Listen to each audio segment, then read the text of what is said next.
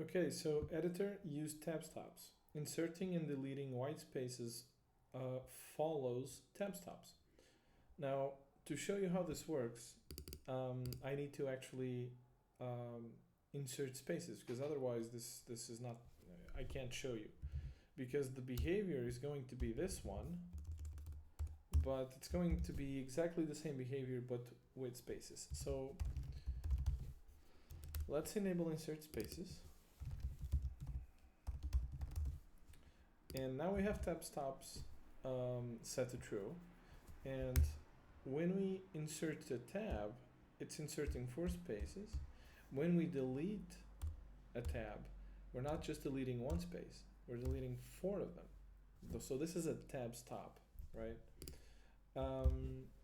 Obviously, if you set this to false, when you add a tab and you delete it, you're just going to delete 1 space, right?